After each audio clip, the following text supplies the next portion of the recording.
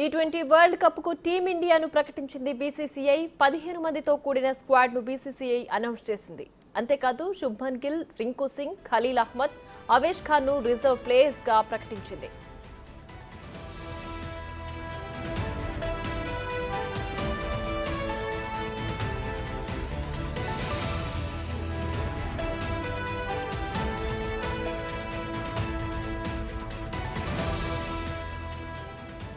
Rohit Sharma captain గా కొనసాగుతాడు. యశస్వి జైస్వాల్ మరో opener గా ఉన్నాడు. టాప్ ఆర్డర్ లో విరాట్ కోహ్లీ, సూర్యకుమార్ యాదవ్ ఉంటారు. మిడిల్ ఆర్డర్ లో రిషబ్ పంత్, సంజు శాంసన్, శివన్ దుబేను తీసుకున్నారు.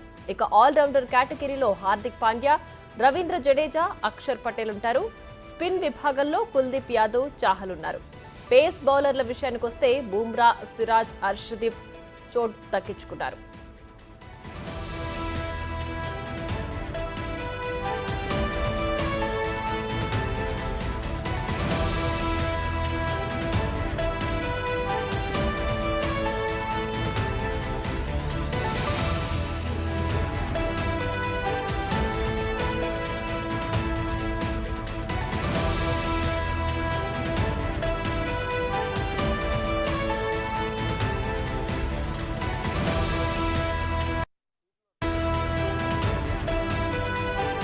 వికెట్ కీపర్లుగా రిషబ్ పంత్, సంజు శాంసన్ ఎంట్రీతో కేఎల్ రాహుల్ టీ20 వరల్డ్ కప్ లో చోటు సంపాదించుకోలేదు.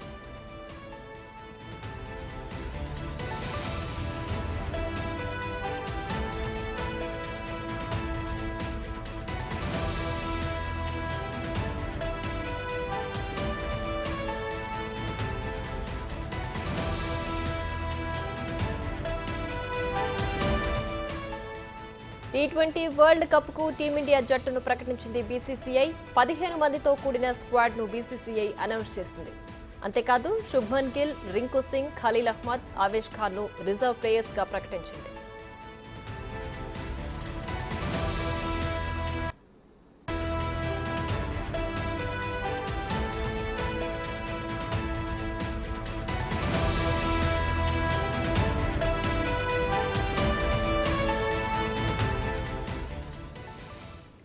ఇదే అంశానికి సంబంధించి మరింత సమాచారం మా ప్రతినిధి రాణా లైవ్ లో అందించడానికి సిద్ధంగా ఉన్నారు. రాణా, చెప్పండి, టీ20కి టీమిండియా జట్టును ప్రకటించింది బీసీసీఐ. దీనికి సంబంధించి కంప్లీట్ డీటెయిల్స్ ఏంటి? గత వారం రోజుల నుంచి కూడా టీ20లో ఎవరికి చోటు దక్కుతుంది అనేది కూడా ఒక ఉత్కంఠ అనేది కొనసాగుతుంది. ఎందుకంటే ఐపీఎల్ జరుగుతున్న తరుణంలో ఒక్కొక్కరు చాలా సూపర్గా కూడా పర్ఫామ్ చేస్తున్నారు, ముఖ్యంగా బ్యాట్స్మెన్స్. కానీ బౌలర్స్ మాత్రం కాస్త అంతంత మాత్రమే పర్ఫామ్ చేస్తున్న నేపథ్యంలో ఈ టీంని సెలెక్ట్ చేయడం చాలా ఇబ్బందికరమైన పరిస్థితి వచ్చింది. ఎందుకంటే గత వారం నుంచి కూడా టీమిండియా క్రికెటర్స్ కానీ అలాగే ఆ ఫారిన్ ప్లేయర్స్ కూడా ఒక ప్రాబ్లమ్స్ అనేది కూడా వాళ్ళు ఇస్తూనే ఉన్నారు. సోషల్ మీడియా వేదిక కూడా వాళ్ళకు నచ్చినట్టు వాళ్ళ టీంని వాళ్ళు సెలెక్ట్ చేసి పంపిస్తున్న నేపథ్యం కనపడుతుంది. అయితే అవన్నీ కూడా పటాపంచలు చేస్తూ ఇవాళ బీసీసీఐ చాలా మంచి టీంని సెలెక్ట్ చేసుకుందని చెప్పొచ్చు. ఎందుకంటే సీనియర్స్, జూనియర్స్, ఆల్రౌండర్స్ని అన్ని కలగలుపుకుని స్పిన్ త్రయాన్ని కూడా ఈసారి సెలెక్ట్ చేసిందని చెప్పుకోవచ్చు. ఎందుకంటే ఒకసారి లిస్ట్ చూస్తేనే మనకు అర్థమైపోతుంది. ఒక పక్క రోహిత్ శర్మ కెప్టెన్గా, అలాగే ఈసారి చాలా అనూహ్యమైనటువంటి పరిణామం ఏదైనా ఉంటే ఈసారి టీ20 వరల్డ్ కప్లో హార్దిక్ పాండ్యాని వైస్ కెప్టెన్ గా ఎంపిక చేయడం ఇదొక ఆసక్తికరమైనటువంటి పరిణామం చెప్పుకోవచ్చు.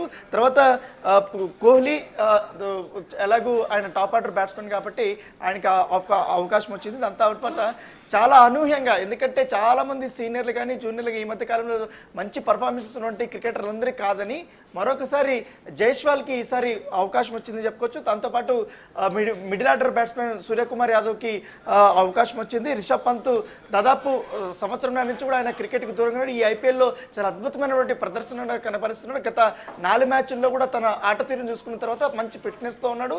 పైగా బ్యాటింగ్ కూడా మునుపట్ల కంటే చాలా బాగా ఆడుతున్నటువంటి నేపథ్యంలో ఈసారి రిషబ్ పంత్ కూడా జట్టులో స్థానం లభించినటువంటి నేపథ్యం అయితే కనపడుతుంది. అయితే మరొక ఆసక్తికరమైన పరిణామం ఏంటంటే సంజు శాంసన్. ఎందుకంటే రిషబ్ పంత్ ఆల్రెడీ వికెట్ కీపర్గా అవకాశం వచ్చింది ప్రపంచ కప్లో. సంజు శాంసన్ కూడా ఈసారి టీం జట్టులో స్థానం సంపాదించుకోవాలని చెప్పొచ్చు. ఎందుకంటే సంజు శాంసన్ గత 3 మ్యాచ్లు చూసుకుంటే చాలా కన్సిస్టెంట్గా ఆడుతున్నాడు. పైగా తను కెప్టెన్గా కూడా వ్యవహరిస్తున్నాడు కాబట్టి రాజస్థాన్ రాయల్స్కి అతను ఇటు టీంని లీడ్ చేసే విధానంలో కానీ తర్వాత తను ఎటువంటి పరిస్థితుల్లో హార్డ్ పరిస్థితుల్లో కూడా పరుగులు చేస్తున్న విధానం కూడా చూసుకుంటే మాత్రం సెలెక్టర్లు సంజు శాంసన్ వైపు మొగ్గు చూపినట్టుగా మనకు సమాచారం ఉంది. తర్వాత ఈ మధ్య కాలంలో ఐపీఎల్ స్టార్ట్ అయినప్పటి నుంచి కూడా చెన్నై సూపర్ కింగ్స్కి ఒక బ్యాక్ బోన్గానే ఉన్నటువంటి శివన్ దూబేకి ఈసారి అవకాశం ఇచ్చినట్టుగా మనకు తెలుస్తుంది. దాంతోపాటు ఆల్రౌండర్ కోటాలో రవీంద్ర జడేజాకి యాజ్ ఎ సీనియర్ ప్లేయర్గా ఆయన కూడా అవకాశం వచ్చినటువంటి నేపథ్యం కనపడుతుంది. అక్షర్ పటేల్ కూడా ఆల్రౌండర్ కోటాలో ఆయన కూడా అవకాశం వచ్చింది. అయితే మరొక సీనియర్ ఆటగాళ్ళు ఇద్దరు యుజేంద్ర చహల్ కానీ అలాగే కుల్దీప్ యాదవ్ కానీ ఇద్దరు కూడా స్పిన్ కోటాలో అవకాశం వచ్చినటువంటి నేపథ్యం అయితే కనపడుతుంది. మరోవైపు ఫేస్ విభాగానికి వస్తే మాత్రం యువ సంచలనమైనటువంటి హర్షదీప్ సింగ్ ఈసారి జట్టులోకి వచ్చారు. బుమ్రాకి అలాగే సీనియర్ ప్లేయర్గా ఆయన కూడా అవకాశం వచ్చింది. సిరాజు అసలు ఈ వరల్డ్ కప్కి సెలెక్ట్ అవుతాడా లేదనేది కూడా ఒక క్వశ్చన్ మార్క్ ఉంది. ఎందుకంటే ఐపీఎల్ స్టార్ట్ అయినప్పటి నుంచి ఆర్సీబీకి ఆడుతున్నప్పుడు సిరాజు తన పర్ఫార్మెన్స్ చాలా ఫెయిల్గా ఉంది. సో అవేమీ పట్టించుకోకుండా సెలెక్టర్లు ఎందుకంటే గతంలో అతను చేసినటువంటి పర్ఫార్మెన్స్ని దృష్టిలో పెట్టుకుని ఈసారి తుది జట్టులో అతనికి అవకాశం ఇచ్చినట్టుగా మనకు తెలుస్తుంది.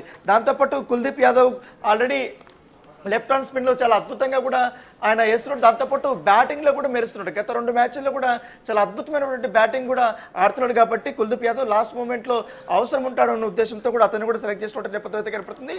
అయితే చాలామంది ప్లేయర్స్ పోటీ పడ్డారు. కాకపోతే రిజర్వ్ ప్లేయర్గా ఇటు కేఎల్ రాహుల్ రిజర్వ్ ప్లేయర్స్కి మాత్రం శుభ్మన్ గిల్ అలాగే రింకు సింగ్కి ఈసారి అవకాశం ఇచ్చారు. తర్వాత ఖలీల్ అహ్మద్, ఆవేష్ ఖాన్ నలుగురికి కూడా ఈసారి రిజర్వ్ ప్లేయర్గా వాళ్ళకి అవకాశం వచ్చినటువంటి నేపథ్యం అయితే కనపడుతుంది. అయితే ఈసారి తుది జట్టులో ఈసారి కంపల్సరీ మాకు చోటు దక్కుతుంది అనుకున్నటువంటి ప్లేయర్స్కి మాత్రం పెద్ద నిరాశ వచ్చింది చెప్పుకోవచ్చు. వారిలో మొదటి వరుసలో ఉన్నటువంటి ప్లేయర్ ఎవరైనా ఉంటే కేఎల్ రాహుల్ చాలా ఆశలు పెట్టుకున్నాడు. కాకపోతే అతని పర్ఫార్మెన్స్ చూసినప్పటికీ కూడా సెలెక్టర్లు మాత్రం పెద్దగా ఇంట్రెస్ట్ చూపినట్టు నేపథ్యం కనపడుతుంది. అయితే శ్రేయస్ కోల్కతా నైట్ రైడర్స్ని చాలా అద్భుతంగా కూడా అతను లీడ్ చేస్తున్నాడు. అతను కూడా పరుగులు బాగా చేస్తున్నప్పుడు కూడా అతను కూడా సెలెక్టర్లు పెద్దగా పరిగణలోకి తీసుకున్నటువంటి నేపథ్యం అయితే కనపడుతుంది.